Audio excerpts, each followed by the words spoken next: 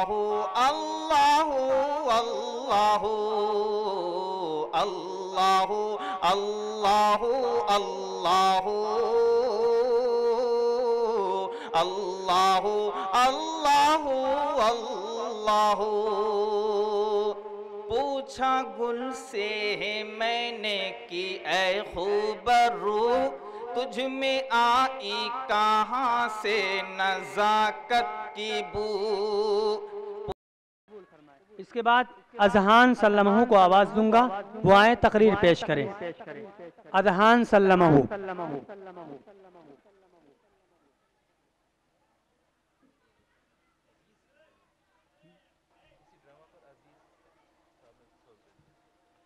अभी जो मुकालमा पेश हुआ था उस पर खुश होकर के जनाब अजीज साहब ने 100 रुपए का इनाम दिया है।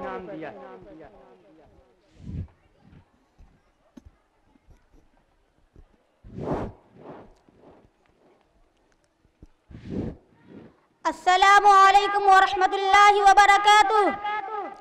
वालेकुम अस्सलाम व रहमतुल्लाहि व बरकातुहू। अल्हम्दुलिल्लाहिल्लज़ी जअला यौमल जुमुअति सय्यिदल अय्याम वस्सलातु वस्सलाम अला मुहम्मदिल खैरिल अनाम व अला आलिहि व अस्हाबिहिल किराम।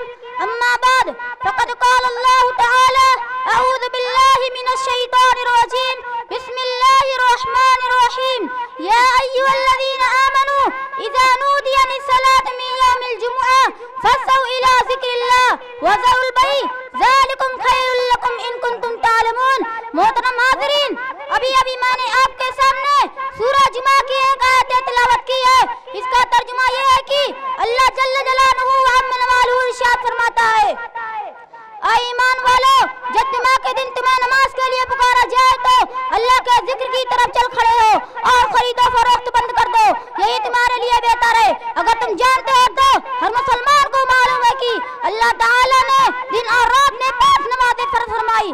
हर वो शख्स जो अपने को मुसलमान कहता है उसके लिए जरूरी है कि वो 5 वक्त बारगाह इलाही में सत्तारेज हो जाए और खालिक कायनात की अलमा इनायत का शुक्रिया अदा करे। इस्लाम ने जितना इज्तिमाइयत पर जोर दिया उतना किसी मज़हब ने नहीं दिया। हर मुसलमान के लिए लाजिम है कि वो 5 वक्त की नमाज जमात से पढ़े। इसी तरह रात और दिन में 5 मरतबा एक मुसलमान दूसरे मुसलमान को रोजाना देखता है। सहाबा किराम के दौर मुबारक में अगर कोई मुसलमान मस्जिद में नहीं आता था तो लोग समझते थे कि बीमार पड़ गया है या कहीं गया हुआ है। इस तरह हर मुसलमान के लिए जरूरी है कि अपने मोहल्ले की मस्जिद छोड़कर अपनी बस्ती की मरकजी मस्जिद में जुमा के दिन हाजिर हो और सब मिलकर साथ ही नमाज अदा करे। उस दिन को ईद की तरह मनाए, सुबह से नहाने धोने में लग जाए, साफ सुथरे कपड़े पहने, गुंजाइश हो तो इत्र लगाए और जहाँ मस्जिद में जाकर इमाम का खुतबा सुने और पूरी बस्ती के मुसलमानों के साथ नमाज जुमा अदा करे।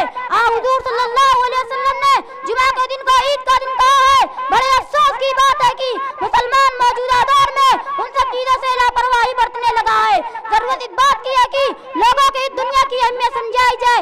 अगर मुसलमानों ने इस तरह अपने फराज और गुफलत शुद्धि और बरतनी शुरू कर दी तो फिर मुसलमानों और काफिरों में फर्क ही क्या रह जाएगा। अल्लाह ताला हमें और आपको अपने बताए हुए रास्ते पर चलने की तौफीक अता फरमाए। व आखिर दावाना अल्हम्दुलिल्लाहि रब्बिल आलमीन। अस्सलामु अलैकुम व रहमतुल्लाहि व बरकातुहू। माशाअल्लाह, बहुत खूब। इस छोटे से बच्चे ने बड़े ही अच्छे अंदाज में तकरीर पेश की। अब इसके बाद